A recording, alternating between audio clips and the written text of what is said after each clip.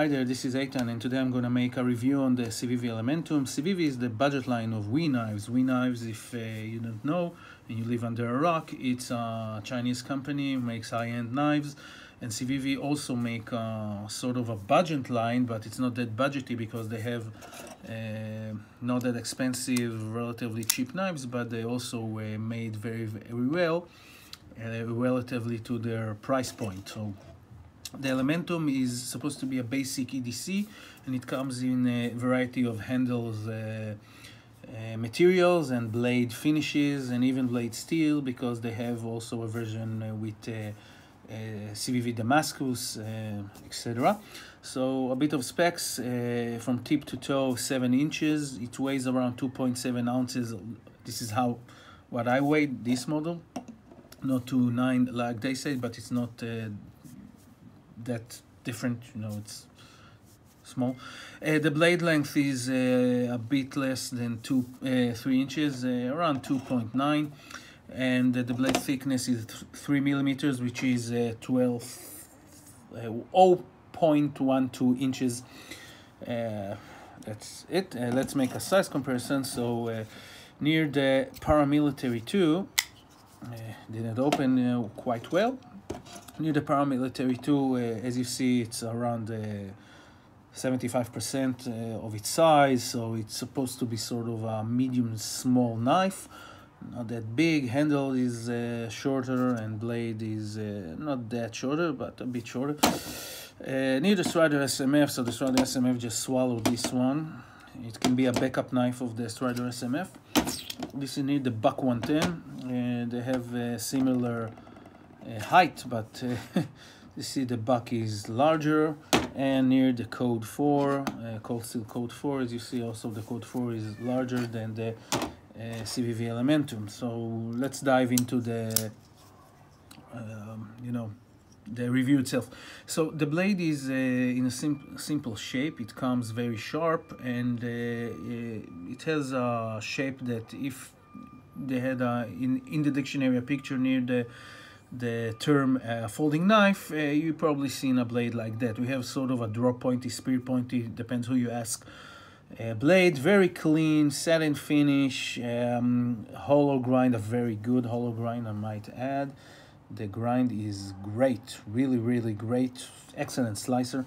Around 80% height, which goes higher. And we have over here a sharpening choil, and nothing in the cutting, in the slicing path. Jimping here, not too aggressive, but good enough with your fingers and gloves.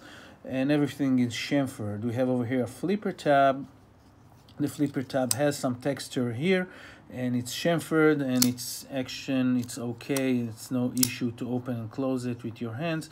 You can hold it like that, also no problem at all, but you can't squeeze it too much because I have, I don't know, maybe tiny ends won't slice, but if I hold it like that and press, it will slice me open. But I get into the ergonomics too fast. The blade, the knife itself is a frame lock. Locking is around 25%. The blade is centered, well centered. The liners itself are steel liners with sort of a bead blasting. Also the tubes here, they textured them a bit, which is nice. The hardware is black, and the logo here is, as you see.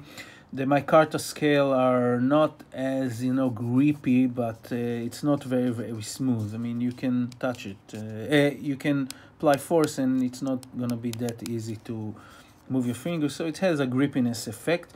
The pocket clip is Civivi's high deep carry pocket clip.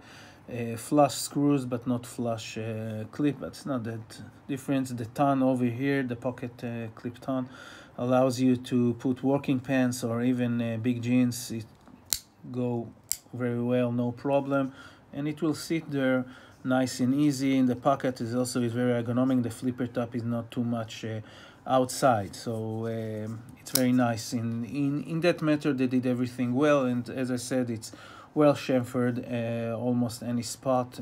I can't remember, I found hot spot around here, or maybe here if I slice it, but no problem. It's a rounded knife elsewhere. It is for ergonomics. Well, if I hold it like that, it's a bit small to me, but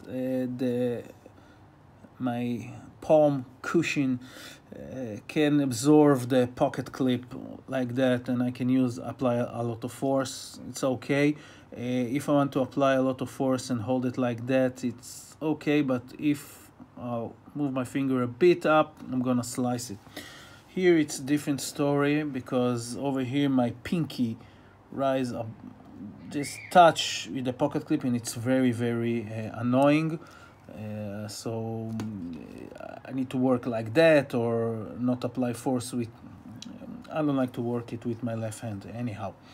Anyway, what this is the knife. What I don't like about it, well, this knife is on bearings, and it's supposed to be sort of a working knife. Working knife and EDC knife, a general EDC and working knife. As a working knife, bearings depend on where you work. I prefer the old school washers anytime, because there is a maintenance issue.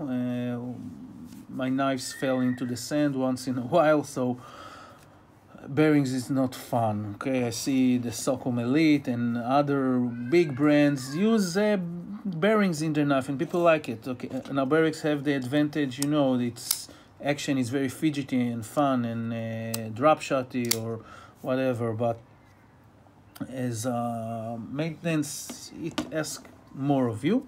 While his washers is very simple, and you can also get a great action with them. This is not going to be drop shotty, but you can get great action with washers, no problem, and it's more reliable. So what is another thing I didn't mention? This knife is $52, but as I mentioned, they have other versions that can cost 100, 110. Versions that come with carbon fiber and Damascus blade and etc. But the basic version from D2 steel blade, this size, $52. They have also a fixed blade version with 4-inch blade and a window breaker, which is kind of funny.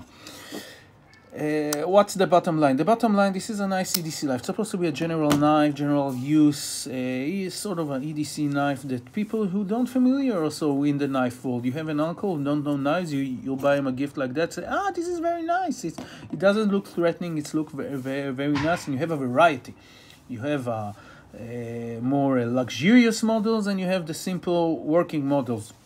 I think that they...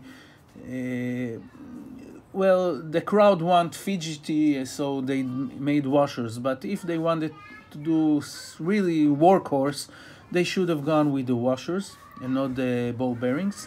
If I compare it to the Rat 2 and someone who works in a muddy environment or something like that, or even in hunting, I don't know. What should I buy? Should I buy this or the Rat 1? I would tell him the Rat 1 or the Rat 2. Still, the D2 version, of course, but still. Because I found them more reliable. Even they seem a bit less luxurious.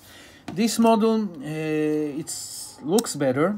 It have a better action, I must say, but the bearings itself, if you're a collector or if you don't have an issue with dirt, mud, sort of liquid, even kitchen, something like that, it is excellent knife to have in a collection, have as a backup knife.